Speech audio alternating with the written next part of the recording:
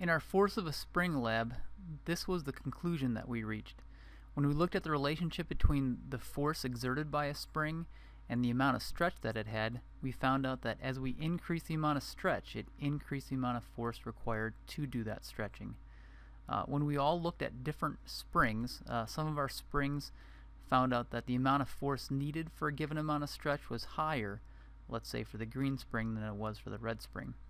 They all had linear relationships between the amount of force and the amount of stretch, and we said that the slope was related to the strength of the spring or the spring constant.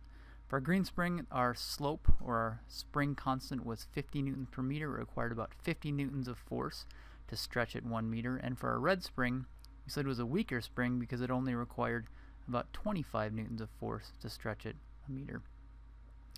Our generalization of the results for our force of a spring lab was that the force that a spring exerts, either pulls with or pushes with, is equal to its spring constant, the value in newtons per meter, times the amount of stretch, and this was known as Hooke's law. In this video, I want to talk about not the force required to stretch a spring, but the effort required to stretch a spring, or we'll say the energy we need to use to stretch a spring. And when we either stretch a spring or compress a spring, the energy that we use gets stored in that spring or that elastic material. These are just two examples of storing effort or energy in a spring, which can be used later. This first example is of an air rifle. That barrel, which is normally straight out here, kind of gets pushed down, and it compresses a spring inside of that stock, and that's used to shoot like a pellet or a BB. That stored effort or that stored energy then goes to accelerating and shooting that BB. In this case of an amusement park ride, there's long bungee cables that get stretched. There's a four-wheeler or an ATV that ends up stretching those things out. So there's effort involved, and that effort is stored in there, and as soon as they release the cable, that stored effort or energy launches someone back and forth. And we'll watch a little video of that in just a second. Now, we can store energy not just in springs by compressing them, or in this case stretching them.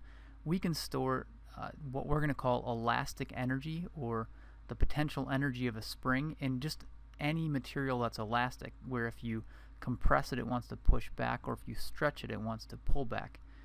One is in human prosthetics, and another one is in crossbows. Let's look at a few of these videos a little bit closer. In the case of the amusement ride, this thing's called a human bungee slingshot. They basically take a four-wheeler or something to pull back or stretch those bungee cords. So there's definitely a lot of effort involved in stretching those bungees. Those stretch bungees have elastic potential energy stored in them, and once they're released, that energy or stored effort is used to fling somebody back and forth. Check it out.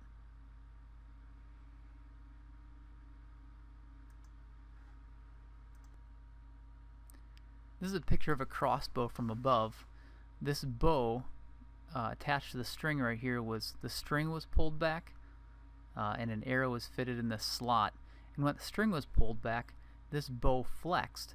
When it flexed, a lot of effort was involved to do so, and that effort is stored within that flexed bow. Here's a slow motion video of it unflexing, basically releasing that stored effort to shoot an arrow incredibly fast. You can see that this elastic material is now going back to its original relaxed condition, releasing that stored effort.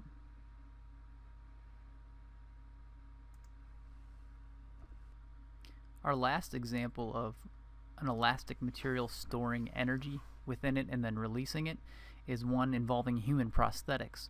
So human prosthetics have come to the point where amputees or even double amputees above the knee can not only run but sprint with these type of prosthetics. And the material right here, I believe, is made out of metal. I'm not quite sure what material it is. But you can see kind of in slow motion that as they run and this material collides with the ground right there, you can see that it's flexed. And in its flex state, there's some effort involved as they kind of come down against the ground to flex that elastic material. It stores that effort it took to flex it, and as they move past it, this material unflexes and releases that effort, or releases that energy, and basically allows them to quite easily run, not lose that effort in the collision, kind of get stored and then released and springs back.